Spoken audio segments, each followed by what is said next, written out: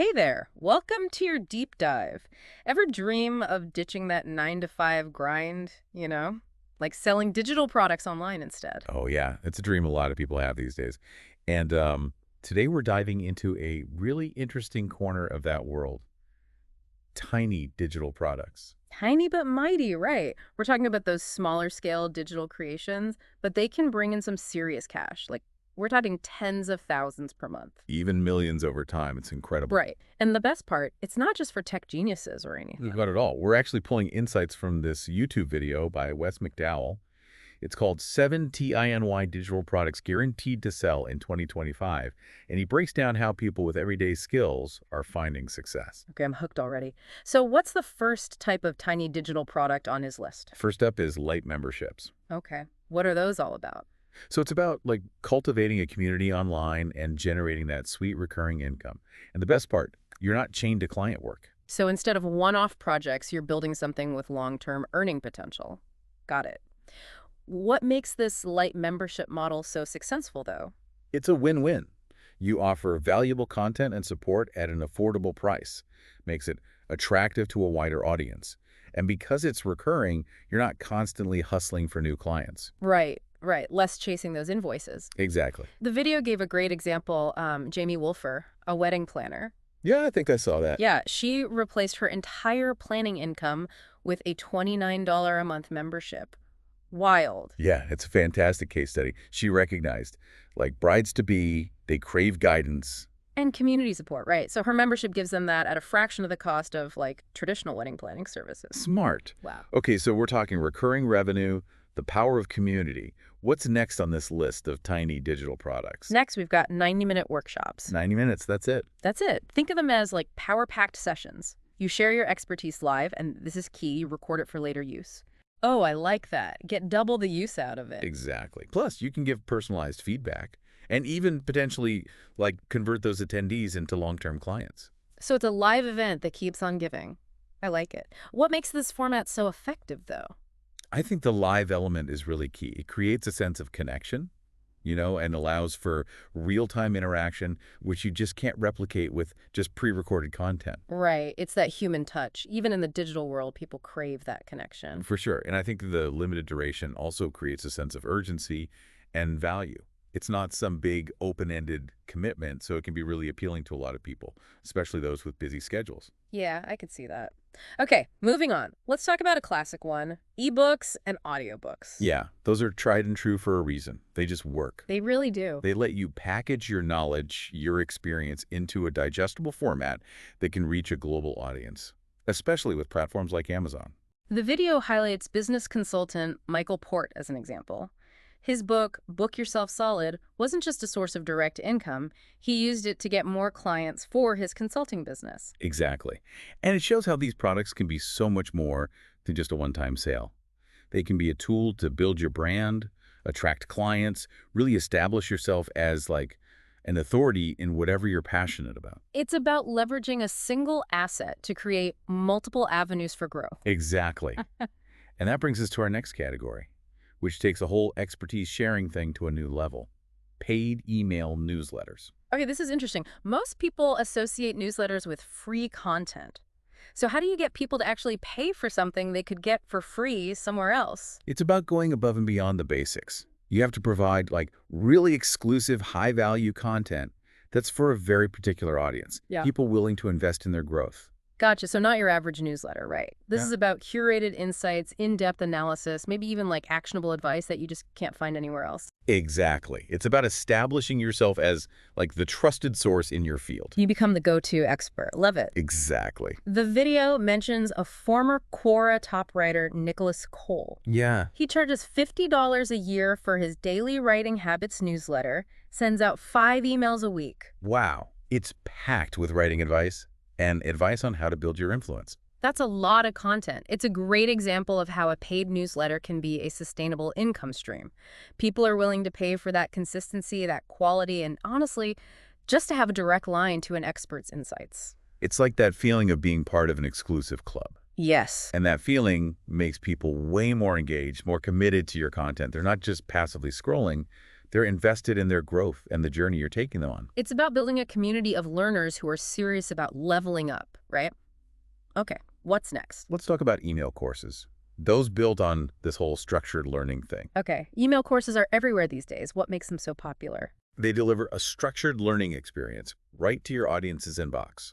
Complex topics broken down into like bite-sized lessons that people can consume at their own pace. So it's like having a virtual classroom, but in your inbox whenever you want it. Exactly. And since the content is delivered gradually, it's easier to digest and actually use what they're learning. Makes sense. They mentioned in the video Gina Horkey. She found success with her 30 days or less to virtual assistant success program. Yeah. Her story shows how versatile this model is. You can adapt email courses to any niche, any industry, really. It's about identifying a problem you can solve and packaging that solution into a step-by-step learning experience. And the best part is you can automate a lot of it. So you're free to work on other things, new content, new products even. Okay, that's huge if you want to escape that 9-to-5 grind. Now we've got 2 more tiny digital products to explore. What's next? Up next are mini courses. Okay, and what makes these different from the email courses? Well, mini courses cater to those who want, like instant gratification and results. They're big on taking action right away. So these are for people who want to cut to the chase, get straight to the good stuff. Exactly. They're designed to tackle one specific problem or teach you one skill in a really concise way. Mm-hmm. And they're meant to be put into action immediately. I see. So it's like learning by doing. Right. The video gave the example of Brennan Dunn's Charge What You're Worth mini course. Mm-hmm. Helps freelancers set their rates and negotiate with clients. Oh, yeah. A perfect example of finding a specific pain point and then providing a very targeted solution. It's about delivering maximum value in the shortest amount of time. Exactly. And since they're shorter and more focused, they're quicker to make and launch. Oh, that's a good point. So it's less overwhelming to create. Yes. Smart. Okay, we've reached the final item on the list, and I'm really curious about this one. Templates. Oh, yeah. What's the deal with selling templates? How does that even work? So templates are the way to maximize your passive income potential. Think about it. You create something valuable once, and then you can sell it again and again. Okay, that does sound nice. I'm listening. Tell me more. Okay, so templates provide a framework or like a starting point for different tasks so people can save time and effort. It could be anything. Social media calendars, website wireframes, email marketing sequences. Right. Really anything. So you're basically giving them a head start. They don't have to start from scratch. Exactly. And the video talks about Thomas Frank. He made over $2.5 million selling Notion templates. Wait, hold on. I have to stop you there.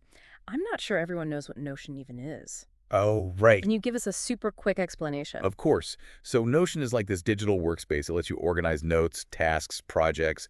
You can even build websites with it. Wow, okay. It's super versatile. That's why it's so popular. That makes a lot more sense. So this guy, Thomas Frank, he had the idea to create templates that help people get the most out of Notion. Yeah. One of his most popular ones is called Creator's Companion, which helps people manage their social media and content creation. He took what he knew about Notion, what he knew content creators needed, put it all together, and boom, a product that solves a problem. And people are willing to pay for that solution. It's true, and it really shows you probably have skills or knowledge that others would pay for. Wow, you're right. That's kind of a mind-blowing thought. Okay, so we've learned about 7 different tiny digital products, but before we go any further, let's break down what makes them so successful. What are the common threads? Ooh, good question. I think that's a perfect way to transition into the next part of our deep dive. Okay, then let's pause here. When we come back, we'll delve deeper into what makes these tiny digital products so successful and explore why they've become such a force in the online business world. Welcome back. It's really amazing to think that something as simple as a template or a checklist can become a $1 million business. Right. It really shows you the power of finding a need and then making something that people actually want to buy. Which leads perfectly to the next question. What makes these tiny digital products so successful? We've gone over 7 different types, but what are the things they all have in common? What makes them work?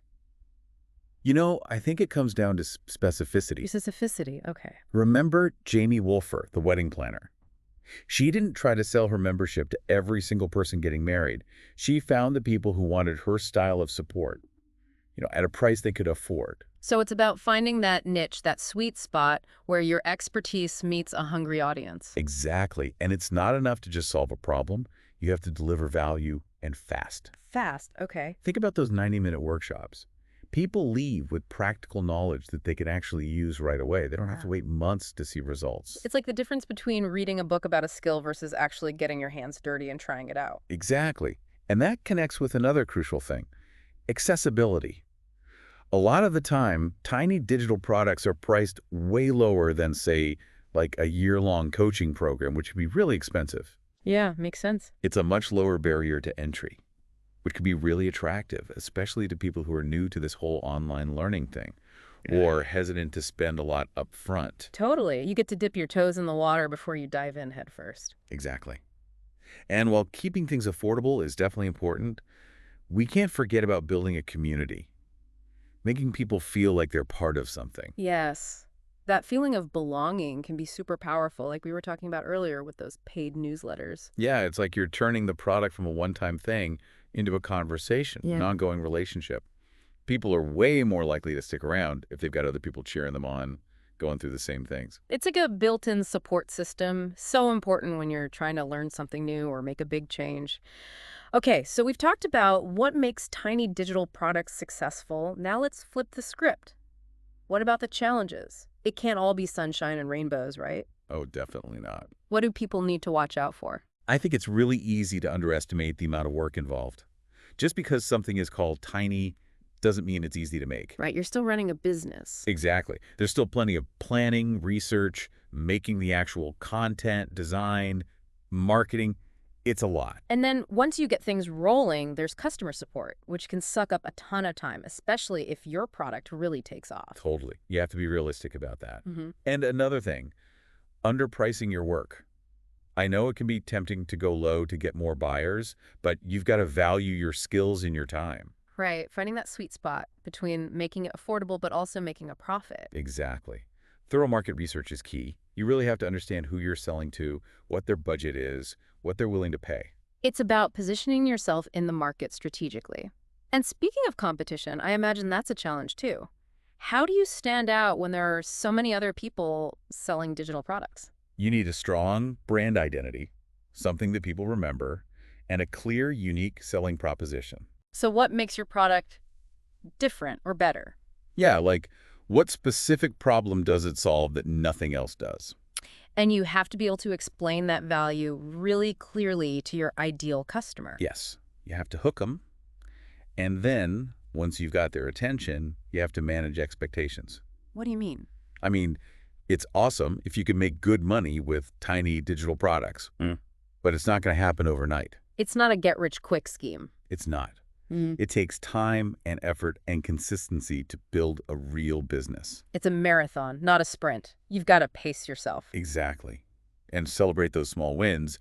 Not every product is going to be a massive hit, you know. That's all right. And that's okay. The important thing is to keep learning, keep adapting, keep getting better. It's about the journey, not just the destination. 100%. Yeah. And speaking of the journey, we've only covered half of it. Oh, you're right. We haven't even gotten to the marketing side of things. How do you actually sell these products? How do you turn your passion project into a real business? Exactly. And that's what we're going to cover when we come back for the final part of our deep dive. All right, so we're back, ready to talk strategy. Yeah. How do you actually get these tiny digital products out into the world, and make some money? It's all about, well, strategy. Like we were saying, Thomas Frank found success on YouTube. Right.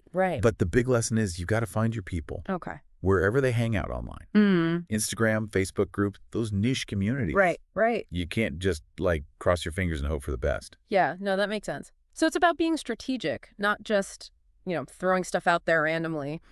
We talked about a strong brand identity, having a clear, unique selling proposition. Yes. How does that actually work in practice, though? Like, how do you build that for a tiny digital product? It's all about clarity Hmm.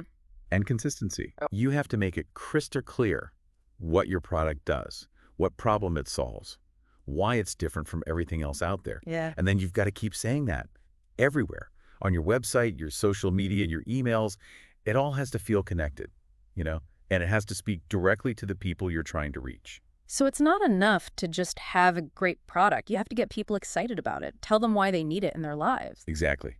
And never underestimate the power of social proof. What's that? Testimonials, Yeah. case studies. In the online world, you don't always know who to trust, right? So when people see that other people have used your product and had success, it means a lot. Right, like getting a recommendation from a friend. Exactly. And speaking of building trust, let's go back to those email lists for a sec. Okay, yeah. We were talking about lead magnets, like offering a free checklist or template to get people to sign up. Right. What are some other ways to make your email list, like, irresistible? Because let's be honest, nobody wants another email clogging up their inbox these days. Right, they can get overwhelming. You've got to make it worth their while. Okay. Give them something good.